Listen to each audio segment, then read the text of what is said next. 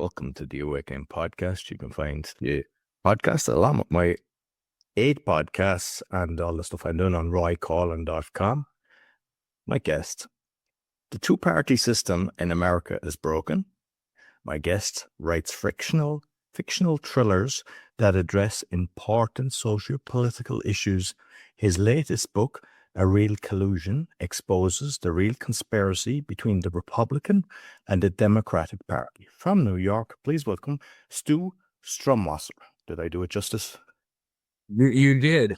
That's pretty good. Yeah. Thanks for having me. Cheers to your audience. I'm excited to be here.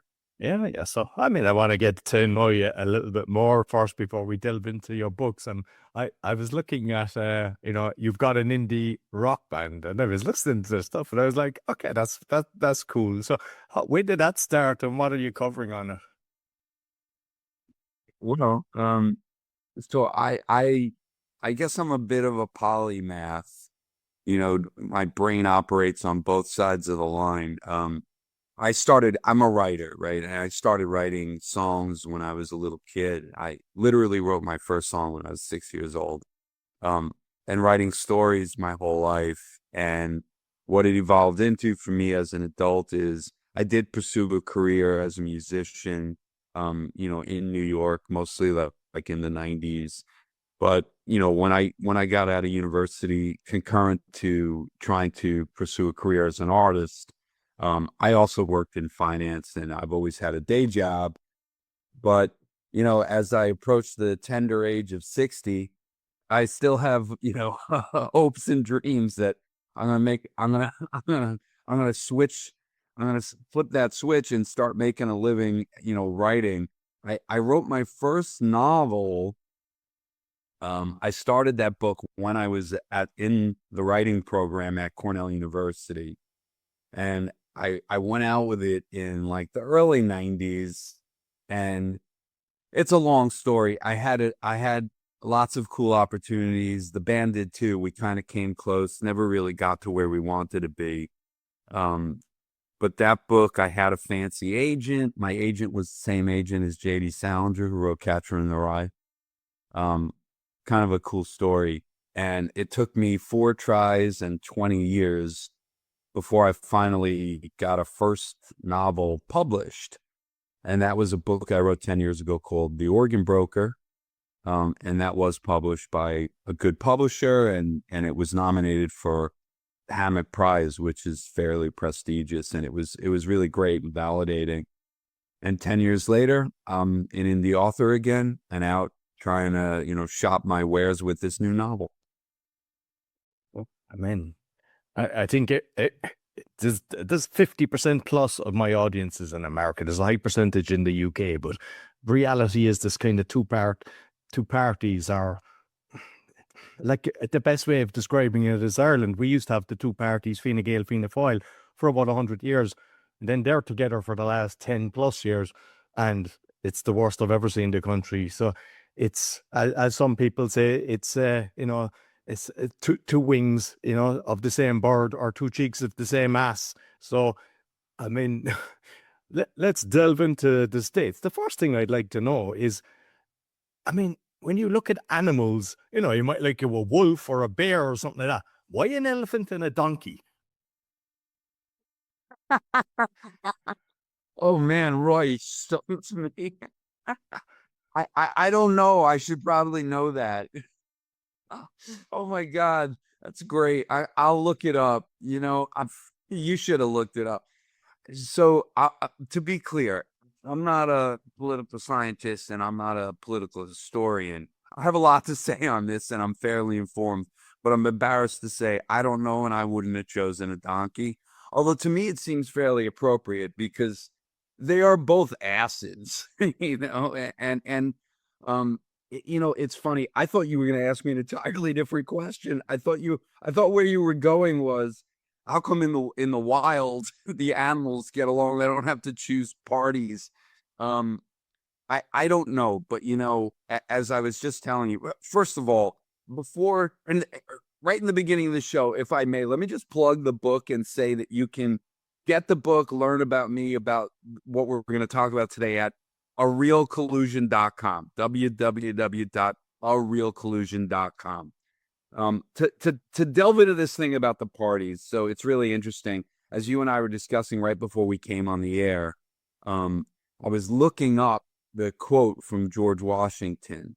The first, president of the United States was actually a fairly amazing guy. The founders of this country were amazing guys.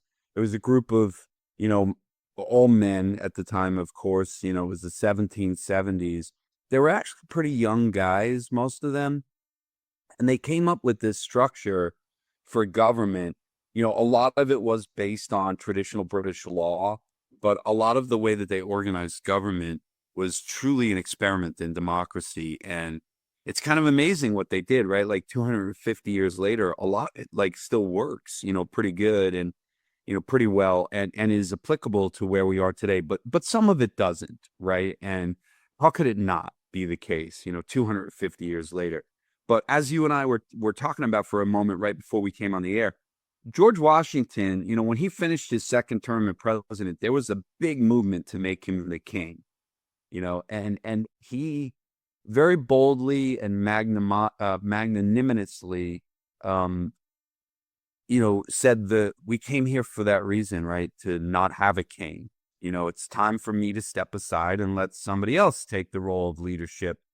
But he has this famous farewell address when he ended his career in 1796, railing about the danger of political parties.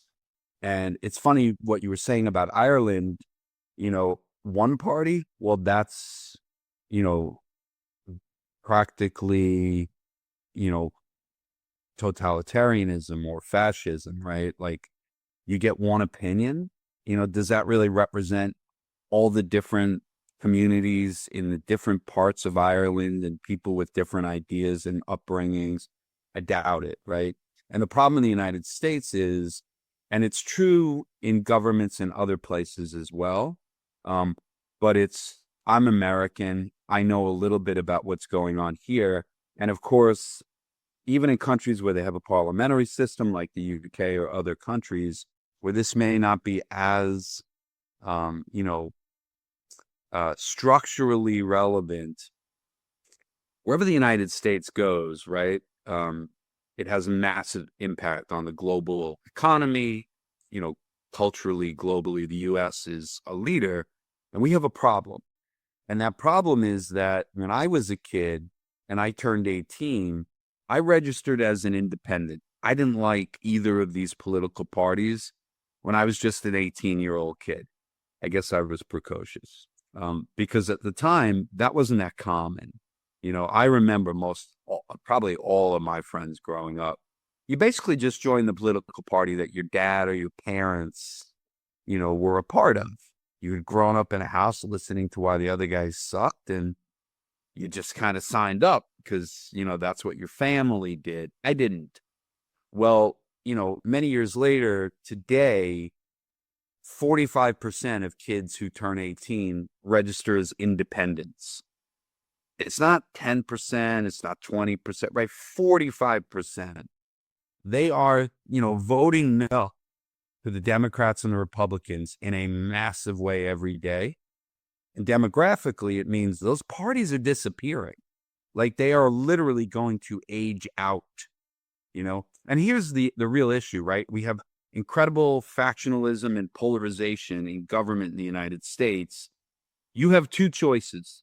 These are the two choices that this system that they have controlled and curated feeds to voters. And then in terms of, post-election, you get one option in terms of who's governing, and they literally don't represent the majority of Americans. And that's not sustainable, but it's causing problems in America, and they filter around the world. Bottom line is, most Americans are not a Republican or a Democrat, and those are our only two choices. And there are only representatives. And for a true and free democracy, that doesn't make sense. And I see it in America, but I saw it in Ireland because I've always paying attention to politics. It's like a pathetic schoolboy all they do is bash the other person and say why they're bad. They're never kind of just coming out saying, this is what I'm going to do. It's always about why you're bad. And it's pathetic to watch, but they all do it. The UK does it as well. And when did that start happening? I mean, you're familiar with the States. I'm going to tell you. I'm going to explain it to you. And by the way, this is like the fundamental part of my book.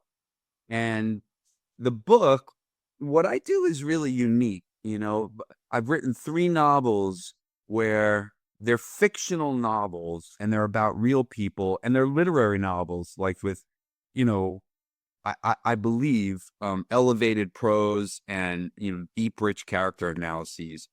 But for whatever reason, I guess because I'm political, I call myself, my handle on social media is Stu the Meddler. And I call myself a modern muckraker. I guess I just kind of like causing trouble. Well, I like speaking truth to power, you know, and standing up for the little guy. And all of my novels, while they're fictional stories, are about, as you said in the intro, real and important socio-political issues. And in the book, I, you know, while it's a novel on one, you know, in one way, it also operates as like a pretty technical and deep analysis of broken government dysfunction in the United States, how we got here, why it's the case, and how we can change it. And by the way, I'm going to say a lot of negative and critical things about the government today, but understand, I am super optimistic. And those things can coexist. I absolutely believe in change, and I think that we can make the world a better place. And through government and politics, that's a really important and powerful tool with which to do that. But to get back to your question, how did we get here? So you said they just fight and undermine each other. Man, is that the case in the United States government? And it wasn't always this extreme. And my theory, which is proffered in the book by the main character, his name is John Campbell. He's a regular guy. He goes to a local community board meeting to complain about people smoking cigars in front of his apartment. He's particularly sensitive to it when he's trying to watch the Yankees game. And it turns into a fight that turns into a melee. One thing leads to another. Somebody asks him, are you a troublemaker? Are you running for city council? The next thing you know, he's been asked to go on CNN. And this entire grassroots movement, you know, takes off. Because in America, almost everyone feels the same way that I do. If you poll Americans, the approval rating for Congress, well, I'll play a quick game with you. Do you have any idea what it might be? Take a shot. What game you say? What's the approval rating for the U.S. Congress? Oh, if you 15%. What'd you say? 15%. Holy shit, Roy. That's a good guess. Yes, it's the latest poll I saw was 14%. And understand that in statistics, my daughter's a statistics major. 15% in a poll is what they call the floor. Like, it's almost statistically impossible to go lower. Congress gets there. Well, here's a follow-up question. Take a guess at the approval rating of Adolf Hitler. It depends on when it was, but I'd say during the time as he was coming. No, today. Be higher than that, I'd say. It wouldn't surprise me if it was probably 30%. It's a little bit higher. Yeah, it's not 30. Depending how you ask the question and, you know, other factors, I guess, what time of the year, I don't know. But not now. Now, not back in 1940. It ranges between like 11 and 23, I guess. So, you know, Hitler, the U.S. Congress, we view them with around the same degree of affection. By the way, Stalin does a little bit better than both of them. So it's not like I'm unique in this feeling and in this frustration. Here's how I think it happened. When this country was formed, that bunch of young guys that I was talking about, right? They were all full of piss and vinegar, and they didn't want to be told what to do or pay taxes to people across the ocean who had nothing to do with their lives. They started this experiment in democracy. Their lives were on the line, right? They were told, you John Hancock famously signed that thing with a really big signature, as if to say, don't threaten me, because the rest of them really believed, I signed this document, I'm dead, right? Their lives were at risk. And that kind of was the case always. There's almost always some threat around the world to peace, national security. I mean, we're in the middle of a war right now, but like, it kind of seems like we always are, right? But in American history, until Ronald Reagan, and when the wall came down and the collapse of the Soviet Union, this country generally had an outside threat that was somewhat existential, and particularly, once nuclear weapons were developed, like, it was really scary, right? And so you had different groups within the country. Today, it's the Democrats and the Republicans. That was not always the case, right? A lot of Americans don't understand this, but things do change, and those parties have changed. But, if they disagreed about something, they could fight and argue, but at the end of the day, they were all still American, and they knew it, and they had to come together because, there were other people that were, trying to beat us economically, trying to kill us potentially. Ronald Reagan was really famous for having like big arguments with Tip O'Neill, who was the opposition leader, and then saying, clear the room, I want everyone out but Tip. And they would sit down and have a scotch. And he would say, look, your guys are pissed, my guys are pissed, we disagree. We got to work it out. We have to do the work of the people that we represent. So that doesn't happen anymore. And why, I can't tell you for sure, but my theory is, once the Soviet Union collapsed and the wall came down, I don't think that we won the Cold War. I think that the Soviets or the Russians now actually adopted a very different strategy. And they literally decided to change the way that they were prosecuting that Cold War. They offshored all of the country's assets and created a completely different economic structure. But in America, we thought we had won. And it didn't seem like there was a big risk anymore. There was a environment of peace and a peace dividend in the 90s. Under Clinton, we had a surplus. Today, our budget is at a multi-trillion-dollar deficit this year. But things looked better. People, were less worried about an outside threat. And so the risk or the consequence of not compromising, it didn't seem like it was a big deal.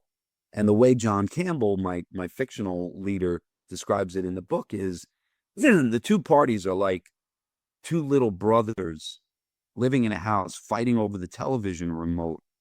And when one of them finally wrestles it away from the other, instead of the loser saying, okay, we'll watch your show first, but then we'll watch my show, he just storms out of the room and says, screw you.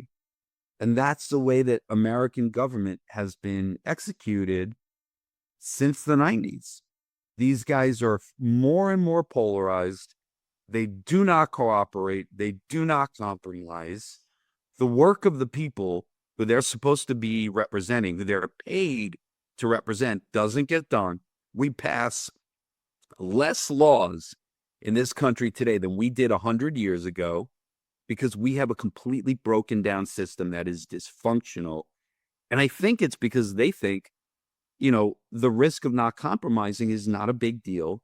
So now you got these two groups, and whenever one of them wins the TV remote in the form of a presidential election, when I was a kid, the loser of the presidential election would say, well, he was my opponent, he was my adversary, but now he's my president.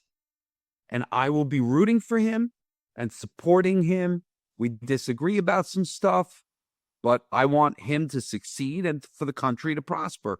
They don't do that anymore. They literally spend the next 4 years shitting on everything the guy says and trying to undermine him so that in 4 years, they could win the TV remote and have the same thing done to them. And it's insane. I had one closing point I wanted to make on this speech. It's escaping me, but it'll come. No, But just because I mean, you mentioned Reagan. let me pause there. Yeah, like you mentioned Reagan, and loads of people, they always talk about Reagan. Reagan was the guy that signed in the big pharma aren't liable. I mean, that's a terrible thing. That was one of the worst things ever. The what bill?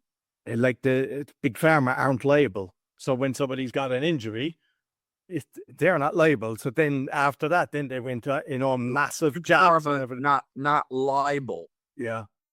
I got you. Yeah. Well, I didn't say that I'm a conservative or that I'm a huge fan of Ronald Reagan.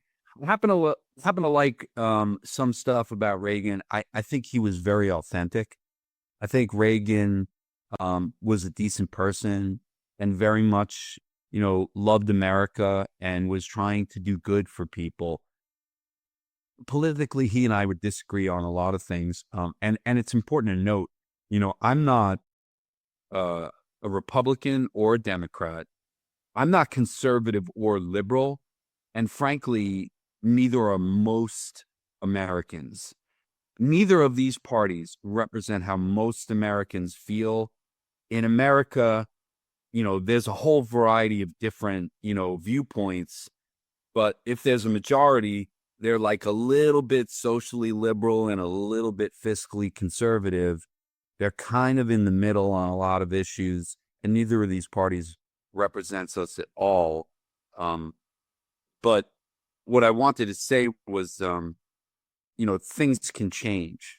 And, whenever I talk about this and I talk about how the two-party system doesn't represent us and it doesn't work, people think I'm crazy, and they're like, well, you're wasting your time because nothing can ever change. And what they don't understand is, this has become my slogan lately, Roy. It's not in the book, but it's kind of like Stu talking point. It's not John Campbell talking now, it's Stu. My new slogan is change is not impossible. It is fucking inevitable. And the problem with change is that, the famous quote, right? Like the only constant is change. The problem with change is that it often comes incrementally, in small little steps. And it also just happens really slowly, right? And most thinking people would probably agree the glaciers moved, big distances. But if you were a caveman and you were looking at one, you wouldn't notice it. Like this will change because, like I said, 45% of voters now don't join those clubs. But people in America don't seem to realize that the Republican Party was a third party. And it was only formed in 1854. And 6 years later, Abraham Lincoln won the presidency. So change not only can happen and is possible. And do you know what was the other party at the time prior to it being the third, and what animal did they have? Or is that a new thing? Was there always an animal? No, I don't know what the animal was, but I'll tell you this. We were talking about George Washington. When George Washington was president, there were no parties. And actually, let me read you his quote, which I just found before this. He said, "The common and continual mischiefs of the spirit of party are sufficient to make it the interest and duty of wise people to discourage and restrain it." And I'm just checking my notes here. He had three things that he said were the problems with parties. Factionalism, which is what we have, weakens administration. Sectionalism creates a divide between different parts of the country. That is extreme and it is the case today in America. And foreign influence, it allows foreign nations to manipulate the government through party ties. And as you probably know, there's huge debate and argument in the United States that in the 2016 election, which put an unorthodox guy into the presidency, to say the least, in the form of Donald Trump, many people believe that Russia had a massive influence on that election. And you're able to do that because you're operating through the conduit of this group that has this massive power. with, like, there was always kind of left and right, and even growing up, as you said earlier, most people, they start following the party of their parents. But it was okay. Like, you could hang around with somebody, somebody was a Democrat, somebody was a Republican. There was nothing. But now it's gone to the stage where they actually hate each other. You see it on social media. And the worst thing is, I've had on the speaking podcast a few therapists, and they said from 2016, they have a load of clients that are suffering from the political spectrum, which they never had before. So something seriously shifted. Yeah, Orange Man. I mean, I've had episodes, like, for me, it doesn't matter. I think they're both bad. Like, so it's the same in every country. There's no left or right. But the thing is, if I come along and say Trump bad, you've got a high percentage of people hate you. Trump good, the opposite. And even at one stage, I used to have my bookshelf and I had read The Art of the Deal or something. The amount of abuse I got because I had this book that was on the thing. I never even thought any. Loads of people were offended because I had a book on my bookshelf. And that's a sad state of affairs. So even if I have a belief system. And Roy, why, right? Like, why is that? And you poked my memory. This is what I wanted to tell you. You were talking about two cheeks of an ass in the beginning of our conversation. And the parties, like factionalism, right? It's a question of how extreme and like degrees of concentric circles of tribalism, which is to me like one of the most fundamental problems with humanity. Like, I'm not the first guy to say that you want to see the Russians and the Chinese and the Americans all get along. Wait till we have a threat from Mars, right? Well, there's there was the Antarctic Treaty. How is that all accepted? 27 or 57 countries. That's like, there's something, we're not allowed to go there, but that in itself is kind of telling me there's something going on. Well, yeah, it's the enemy of my enemy is my friend. That's true. But what I'm saying is, it unifies people when they see an outside threat. And by the way, like, talking about the orange guy, okay, so I guess I should come out and admit that I really don't like the guy. So, it's a classic fascist playbook, right? To call out minorities or immigrants. It's really, the word for all of this is other, right? And it was used by Hitler. It's used by Donald Trump to blame them for our problems. It's really like a classic use of the fascist playbook. But it is unifying to people to see themselves as part of a group that is somehow threatened by an outsider. If it's been the subject of a lot of science fiction movies, but if there was an alien race that threatened Earth, we would all get along and would cooperate to fight them, right? I thought my video froze for a second. But it's interesting. The question is, like, how small do you draw the circle, right? Because, we're Americans and we should, at the end of the day, we should be part of one thing and get along, and the Republicans and the Democrats should get along, and it's us against them, the Russians or whatever. But even within America, right, you have liberals that live in New York or California who hate the conservatives in Alabama and Arkansas, and vice versa. And why, right? And I'm sure, within New York, where I'm from, there's plenty of people in Brooklyn who they don't like the people from Long Island, and vice versa, right? And it's just a question of, like, how tribal and how local does that have to be? And it's like a bird flying in smaller and smaller concentric circles. And if you keep doing that, eventually you will fly up your own asshole, right? And it's a bad way. It's a bad way of thinking. It's a bad way of governing, right? And then, so here's segue to the next question, right? Like, does it matter? Yeah, it's a big problem, right? So Economically, this is harming this country in a big way. Socially, it's putting the entire society at risk, and it creates national security risks. And when I say that off the cuff, some of your listeners are thinking, probably, that sounds like bullshit. That sounds kind of alarmist. Let me give you an example. The richest 1% in America, which is talked about, it's like a catchphrase now, the 1%, right? 20, 30 years ago, I forgot the exact amount. They owned 20% of the assets in America. Only 1% of the people own 20% of the wealth.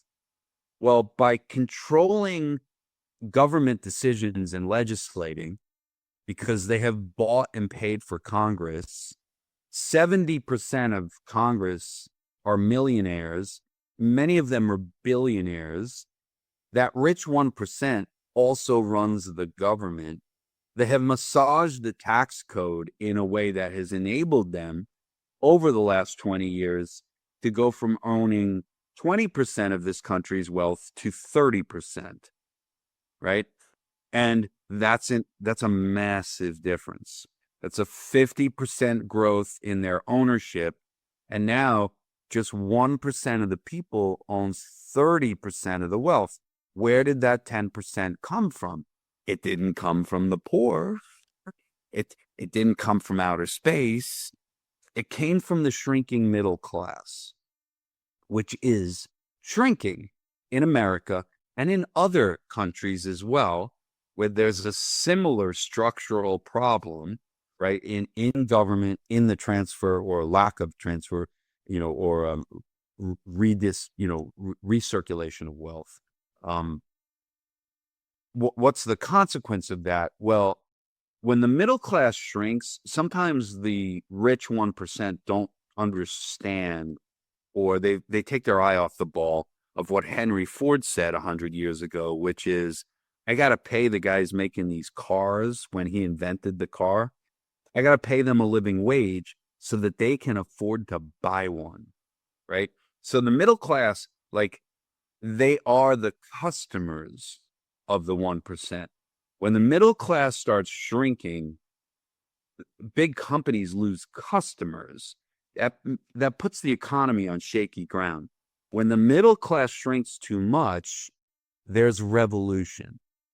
That's literally the consequence of that kind of transfer of wealth, which we're seeing in the United States today. There's nothing new about this part of what I'm saying, right? We have a number of guys in the United States who are wealthier than the vast majority of countries on Earth. That sounds fine. That's lovely. Look, I'm a capitalist. I believe in capitalism and in free markets. But the job of government is not to prevent capitalism. It's to play referee and enforce that it's a level playing field and that the rules are fair, and they are not. The Republican and the Democratic parties are no longer functioning primarily as political parties. They are fundraising machines in a broken system where the nail in the coffin was something that I'm not sure you'll be familiar with in Poland, but do you know what Citizens United is? No. That's a decision by the Supreme Court, which is probably, in my opinion, the worst thing that ever happened in American politics. And it basically just tore the limit off how much money you could throw at a political race. The workaround is that you have to put money into a political action committee rather than give it directly to a candidate. But there's no limit on how much a corporation, which apparently, according to the Supreme Court, has the rights of a human being, through free speech, can now give an unlimited amount of money to a political candidate. And that's fucked up. It doesn't make any sense that it takes $1 billion to run for office, right? It should be a fair and level playing field where decent people get elected. That's the opposite of what we have. I think it can change, and I want it to change. And I wrote a book about it, right? And in the book, this guy, just to, kind of bring it home to the book for a moment, he didn't have ambitions to be a politician, right? This isn't what he set out to do.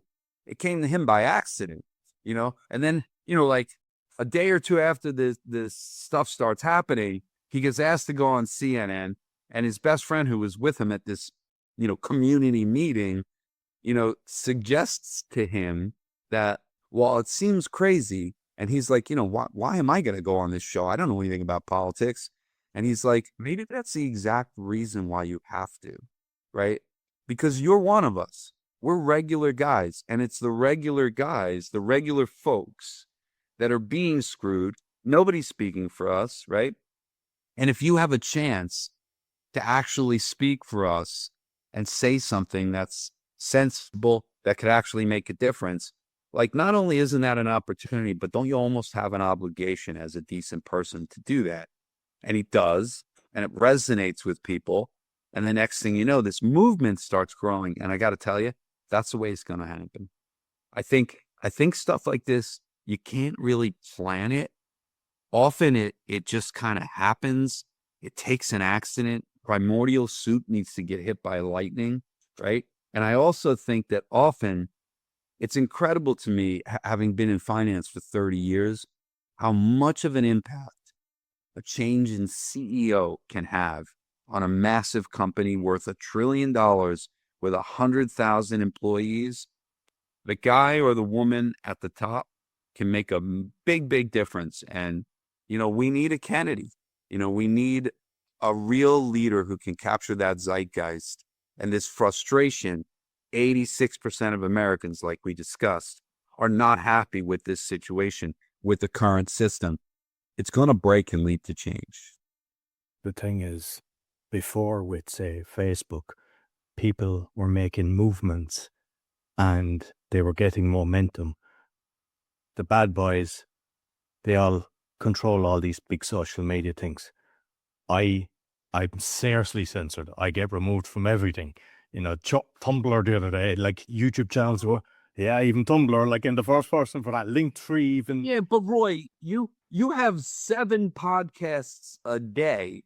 If it's like whack-a-mole, if they shut down one, you got 28 other podcasts. No, but what I'm saying is when somebody has a movement, even I've heard of even GoFundMe and different things like that, they're controlling everything. They control the internet. They control the domains. There's so much control, which that's why there's people now, they're using kind of, say, blockchain technology to kind of get away from the system. But the problem is not everybody's understanding that. And there's, if you look anywhere, everyone is pissed off. It's not a case of 10%, like we're saying the 15%, support in Congress. Like, you have 90+% of people that are feeling the pain around the world, and they're just pissed off. Let me, sorry to interrupt, but let me cut in and tell you how right you are. This is my book, right? Like, they are colluding, the Republicans and the Democrats. Nobody believes me when I say this, but I'm going to explain it to you, and you will believe me 1 minute from now, because it's factual.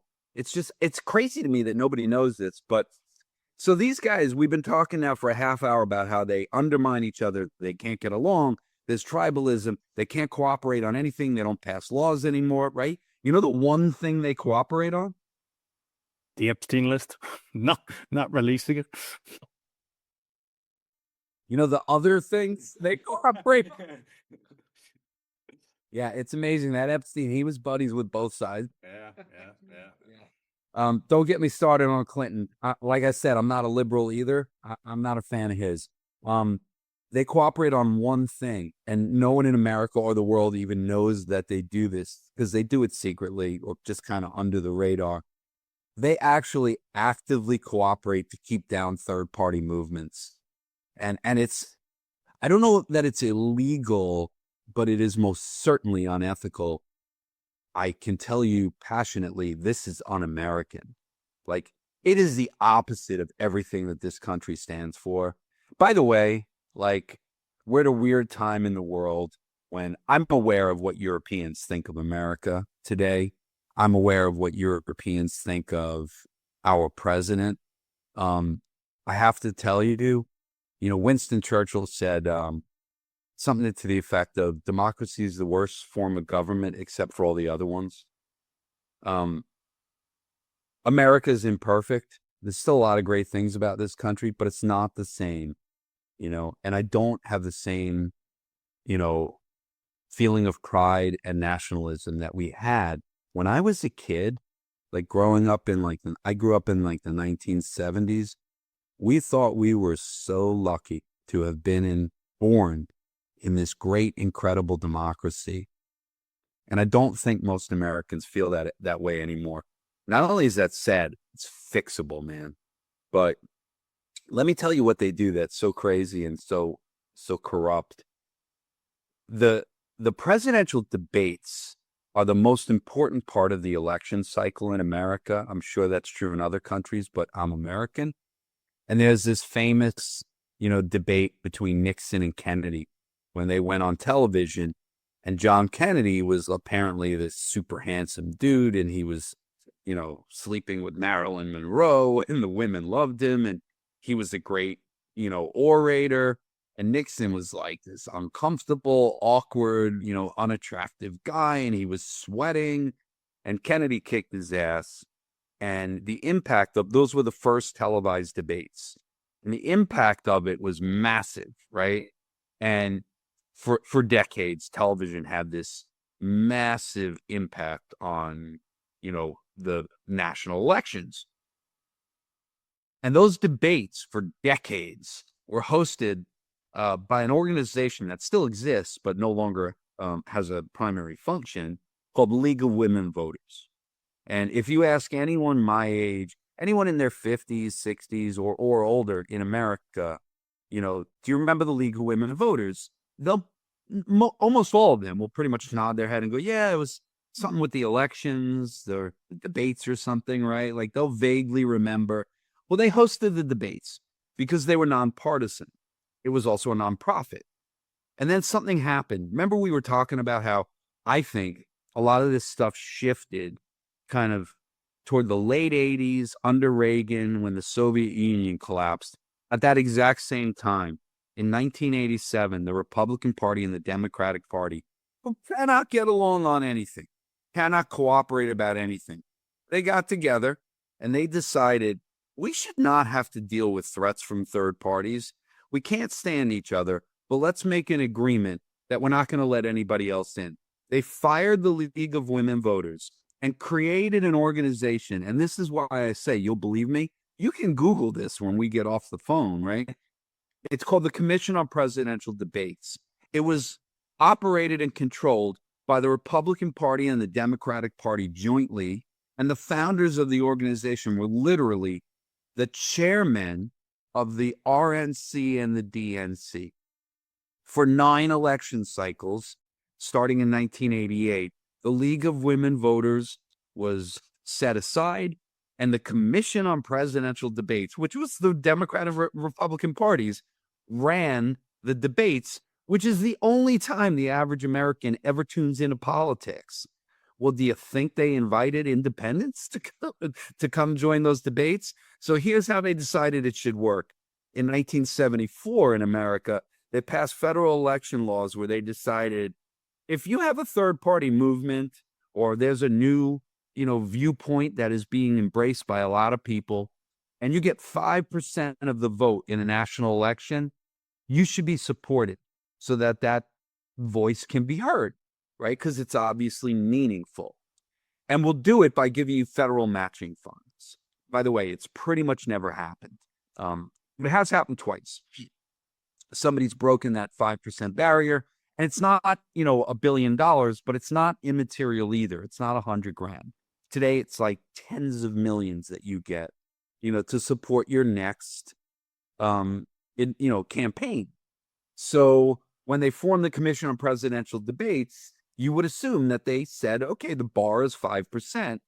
They made a different decision. They decided it should be triple that, not double, triple. It has to be 15%. It's completely impossible. It's never happened except for one guy. I'm not sure if you would know him in Poland, but do you remember Ross Perot? Ross Perot, the name sounds familiar. I can't visualize Yeah, it. that's okay. Ross Perot is an American businessman who was the equivalent back in the 80s of what would be a billionaire today. He decided he didn't like either party. Ross and I agree on that, on one thing. He ran for president and just funded the shit out of it with his own money, and they couldn't keep him off the stage. He got to 19%. But other than a billionaire who bought a zillion ads on TV, it effectively destroyed the ability for anyone else but each other to be heard. You want to hear the funniest thing? The final chapter of this story, last year, 2 years ago, in 2024, they decided we don't even need the Commission on Presidential Debates anymore. For now on, there's not going to be anyone. We're just going to have the Republican and Democratic parties negotiate directly with the networks, and we're not listening to anyone else. Right? Is that freedom? Is that democracy? And again, I ask you, like, the majority of Americans don't belong to these parties, and they're the only guys who get to speak for me. They're the only guys who get to make legislative decisions. There's a problem in this system. And like, if you look at some countries, the whole country's kind of behind the leader. You don't hear much bashing. But with the states, you've got the different television networks that are supporting them. And it's like they're attacking, even though Trump, I mean, you know, just some of the things that I do, I just shake my head. Yeah, I love Green. And the other day I heard Cuba, and you're wondering, is this AI or is it him? Because the things he comes up with, you're hoping it's AI, but it's not. But Trump's nuts, but this is like this is another illustration of the problem. It's so severe, right? Like, I don't want parties. It's a very unique viewpoint. Most people don't feel that way. Okay. But that's what I think. And it was cool to find out that the first guy kind of felt the same way, George Washington. I don't even get why we need parties, right? Like, the way I see it, I'm from New York City. It's also New York State. If we need a senator from New York, you may not know this, in America, we have 50 states. Each state gets 2 senators. The number of representatives that we get to send to the other house, to the House of Representatives, it varies, and it depends on population. So New York gets more than Idaho. But if we needed a senator in New York, there's 2 of them. If one of them died or retired, quit, I could put up my hand and say, hey, I think I'd be a good senator. You know, I'm smart. I'm a good guy. I work hard. I'm honest. I'll represent the people in New York, and I'll represent the people of America on national issues. And, you know, you could put up your hand and say, well, I also think I'd be a good senator. We could agree on some stuff. We could disagree on some stuff. We could have some debates. Hopefully they wouldn't be hosted by the Commission on Presidential Debates. We could argue about some stuff, and then the voters could decide. Some like me, some like you. Maybe I win because, you know, they think I'm more handsome than you. Like Kennedy, the way Kennedy beat Nixon, I would take you down. And then I go to the Senate. I go to Washington, D.C., and there'd be a woman from Connecticut, and there'd be a man from Pennsylvania, and we would go to the floor of the Senate, and there would be a bill that would come up about, you know, controlling carbon emissions, and the guy from Pennsylvania and I would agree, and the woman from Connecticut would disagree. We would vote on it. The law would either pass or it wouldn't pass. Why do I have to hate the woman from Connecticut? Why can't I just say we disagreed on that one? Maybe a bill comes up about funding a new fighter jet, and she and I agree. We disagree with the dude from Pennsylvania. Why do we need parties? All right. And here's what the parties have done. What did George Washington warn against? Factionalism, sectionalism, and foreign influence. I mean, 250 years ago, the guy was exactly right. It's like he had a crystal ball, you know, and if you look at their voting records, and this is what I want people to do, I want you to look at the voting record of your local representatives, your congressmen and your senators, and see how often do they break with the party, because they were not elected and they did not swear allegiance to the Republican Party or the Democratic Party. They were elected by the people to work for the people. They're paid for by the people with our tax dollars. And when they're sworn in, they have to swear their allegiance to the Constitution of the United States of America, not to a political party. And then they go, most of them, and every single vote, they just do what the party leaders tell them to do. That's corrupt. That's bankrupt, right? And what can we do about it? Well, I don't think that we're going to have an independent president tomorrow, although there was a hot minute 20 years ago where Michael Bloomberg could have been president. He messed up the timing, but you get the right person at the right time. It's possible. But, there's an organization that I recently met with called the Independence Center. And I really like that their core mission, which I really like, is simply support independent candidates in congressional races where you could get someone who's good elected by 50,000 people a lot easier than you could by 300 million, right? And get enough independents into Congress so that neither party can have a majority, even when they win more than the other. And what that would do is it would make it a requirement. It would be incumbent upon whoever has more, votes in Congress, they would still be required to compromise with someone in order to get what they want, to get anything done. And that could break this gridlock.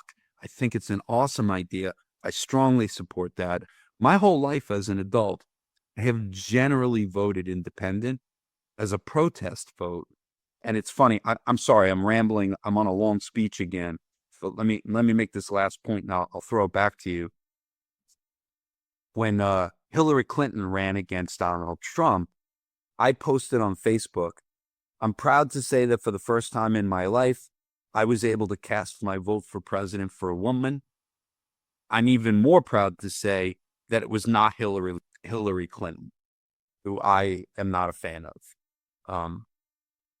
I voted for Jill Green, who was an independent candidate, because I very much disliked both Donald Trump and Hillary Clinton.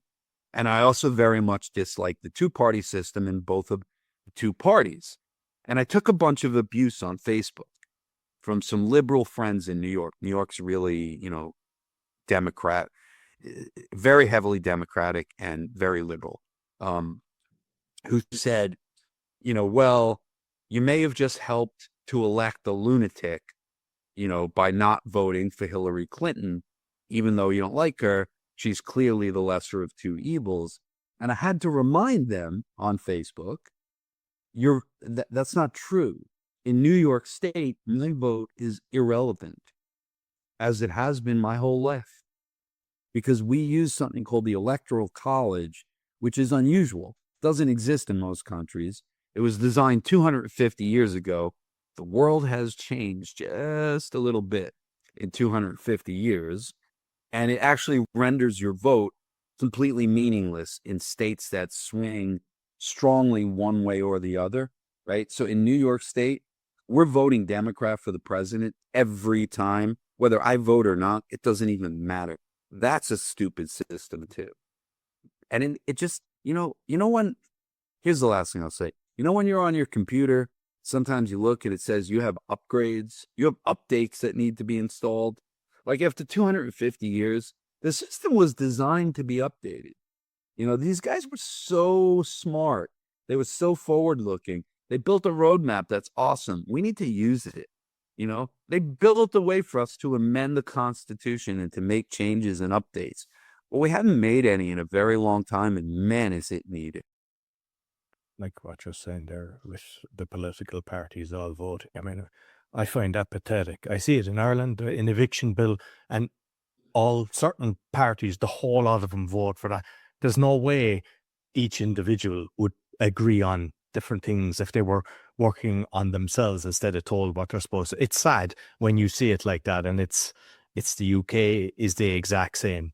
And the problem with having this additional party coming in and independence and everything, I've seen that in Ireland. And what happens is the big boys, they go, hey, we'll do this for you. We'll look after your little town. We'll do this.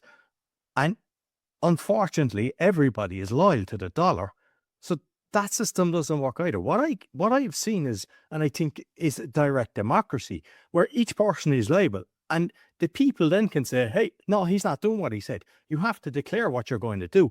If you don't do it, and it's not that you have to wait 4 or 5 years, depending on the country, it's like within 3 months, if you're saying your time frame for doing each thing, okay, you didn't do that, you're out. Roy is gone. Let's get Stu in. Stu said he's going to do this. And if you're accountable, but it's like, I mean, if you look at every country is like, they're taking more money. Every road is destroyed. Every hospital, people are afraid to go to hospitals as they're being killed. Then they're pumping all the money. Europe, oh, let's give 800 billion to Ukraine. America just deciding have wars everywhere. And yet the local people are suffering. Most people, they're choosing between heating themselves and feeding themselves. And these people are supposed to be representing the people. They're not. Like, they're representing the people above, pulling the strings, who's actually lining their pockets. I mean, we see Pelosi insider trading. I mean, even if you look at, like, I heard about Baron Trump getting 30 million worth of oil. I mean, it's hard to know what's true and what's not true. But what I know is true. Trump, a couple of days before going in, meme coined and his wife. That's pathetic. How is that allowed? It's like, and the same with the Argentinian guy. Like, so it's not just America. Like, there's a load. Yeah, of course. No, I don't know how it's allowed. It shouldn't be allowed. That is explicitly illegal, and we need to do something about it. And we can do something about it, right? And that's the thing, right? Like, I mentioned Citizens United. That was like the linchpin, man. Like, that just took, like, that took off, any guide rails, just like money just came pouring into politics like never before. There shouldn't, we need to minimize the influence of wealth on politics if we're going to have a real democracy. And, I know we're running, late on time. This is a great thing to talk about as we near the end. In the book, again, it's a fictional account of a guy who rises to power and leads an independent political movement. What we have taken to saying in the marketing materials is that it nearly takes down the two-party system in America, and we just kind of leave it at that. I don't want to give away any spoilers. It's a great story. I hope your readers will read it. By the way, again, ourrealcollusion.com. Roy is going to be showing the link in neon throughout the entire interview. But in the book, John Campbell, who's like just this like decent, regular guy who gets thrown into this crazy situation that he really didn't want, and he doesn't enjoy either. But he feels that it was a bit of a calling, that he could do some good, and he tries in a system where it's really hard to do anything good. And at one point, through the evolution of what these two friends go through, from being, just regular guys working, living in New York, to becoming the leaders of this movement, they raise $100 million, all through donations of less than $2,000. Like regular people in America just saying, I want to help. I want to be a part of that, right? Well, and by the way, I should clarify this. They say very carefully in the book, and I should explain, they don't start a third party. They say they form an organization called the American Coalition. Unlike the Commission on Presidential Debates, created to keep out everybody but, two guys, the American Coalition is created to invite everyone to join. And they actually invite the Republican and Democratic Congress people and senators to join the coalition. And some of them do. And they say, you can be a member of the Republican Party. You can also be a member of the American Coalition, right? You can also, play golf, right? You can do whatever you want, but you can be a part of our organization as long as you just promise one thing. You're going to vote your conscience. You're going to choose country over party, right? Then you can be a member of this group. And it becomes like, very popular to join the group because voters like that, right? But in the book, when John Campbell, not Stu, is talking about why did the system work, for a long time, it did. This system functioned pretty well for a long time.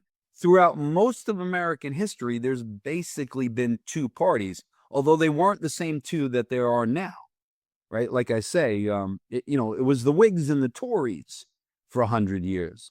You can ask your friend in the Whig Party what changed. You could try. No, none of them exist anymore because shit changed. right? But the system worked pretty well. And I gave you my reasons, my rationale for why it stopped working or it became more extreme, the dysfunction. But when John Campbell's asked, why do you think it worked? He said, I know that this is going to sound naive and that you might laugh at me, but I think it's because for 180 years, 200 years in America, the people that went into government did it with a sense of nobility, magnanimity. Like they literally, sure, there were good and bad people in every group, right? I'm sure there were bad people, in Congress who were trying to, line their pockets 200 years ago. But most of them, like, were trying to serve and were going into office to try to, like, do some good. Like, they were basically well-intentioned. There's a lot of people still that run for Congress today. They're well-intentioned. Half of Congress are attorneys that if they just stayed in private practice, they could make a lot more money than they make serving in Congress, at least in terms of their salary. But many of them are well-intentioned, good, decent folks who want to try to help their neighbors and communities. And then they find out when they get there, I can't. The system is just too fucked up, And you said, like these guys, they go there, they're lining their pockets, and we can't get them out. Well, that's why one of the 7 things that John Campbell is calling for in his platform in the book, term limits. Why are we making professional politicians? That literally is an oxymoron, right? Like they don't represent the people if they're a professional politician. So It's like teachers, actually. A lot of the teachers, they had a job for life and then they stopped giving a shit. It's the same thing. Exactly. Right. And not only do they stop caring, not only can they stop serving the people, but, in America, we have 2 houses in Congress. You have the Senate where they serve 6 years, and then you have the House of Representatives where they serve 2 years. There's reasons for that actually make great sense. But if you're on a 2-year term and you have to run every 2 years and a campaign takes 9 months, right? You're spending a lot of time not governing, right? The estimate is that they spend 50% of their time fundraising. Like we elect these guys to then, I pay their salary for them to spend half the time on the phone asking rich people for money.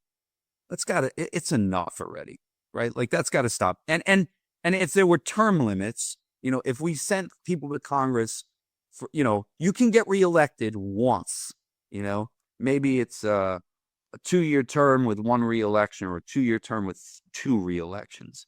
6 years is long enough. Let's get somebody. It's time to get Stu out and have Roy come in. Let's shuffle the cards. Let's have different viewpoints. Let's not create a permanent class of professional politicians who are in bed with corporate America. I'll give you one quick example.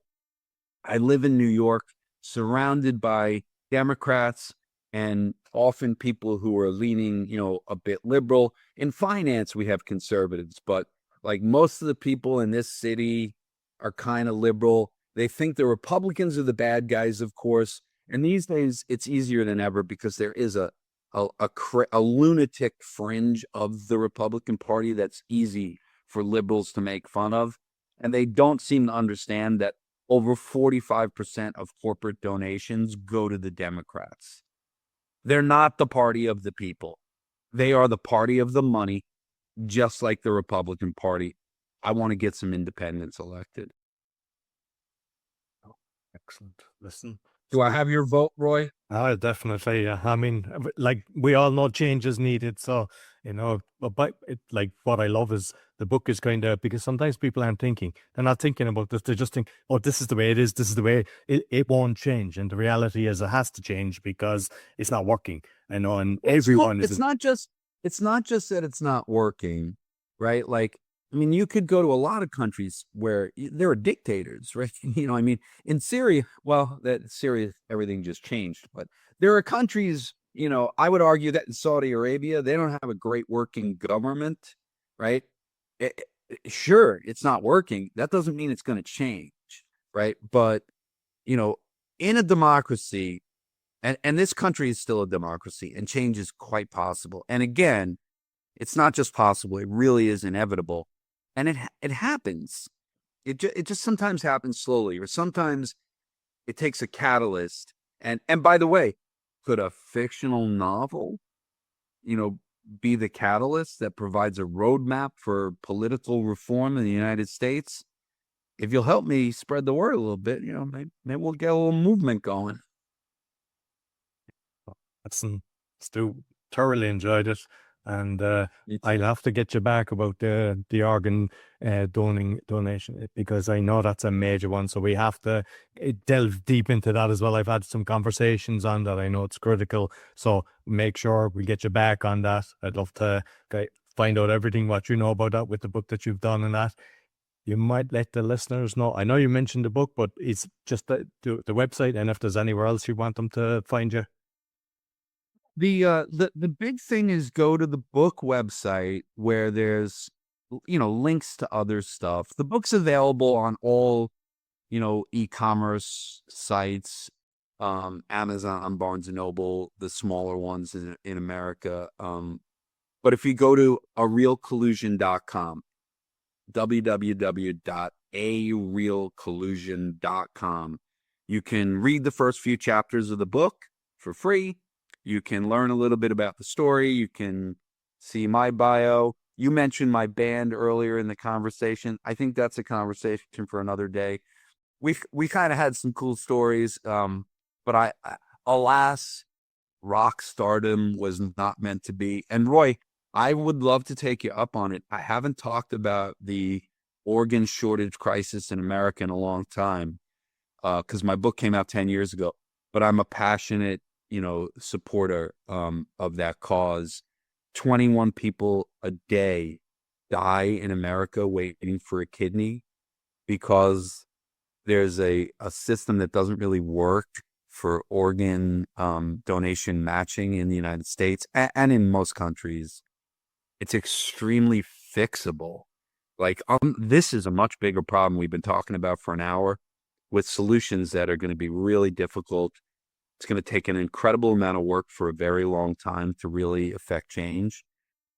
The organ shortage crisis could be fixed. I wrote an article when that book came out. If I could just go take over Congress for a half hour, we'll fix the whole thing. If you're interested in diving into that, you know what we could do? Let me come back on your show with someone who runs one of the nonprofits in that organ matchmaking world, and have a 3-way conversation about it. It's a really interesting subject, and we could actually do some good to raise awareness. I'd love to be a part of that. Okay, next. Yeah, perfect. So I'll make sure I put the links both on the audio and the video. You find everything about me. Scan the QR code or go to roycon.com. You find my podcast. If you're looking for virtual assistants, go to VA.world. Sure to give us a thumbs up, 5-star rating, share with a few friends. And when you get Stu's book, make sure you do the same, because when you actually give it a 5-star rating and a nice comment, it actually helps the algorithms. And even if you don't like it, if you follow the orange man and you and I, that even helps us as well. So until next week, you're gonna love it. No, of course. You're gonna love it. You're gonna give a 5-star rating. So yeah, so I look forward to having you back, Stu. Thanks very much. Thanks so much.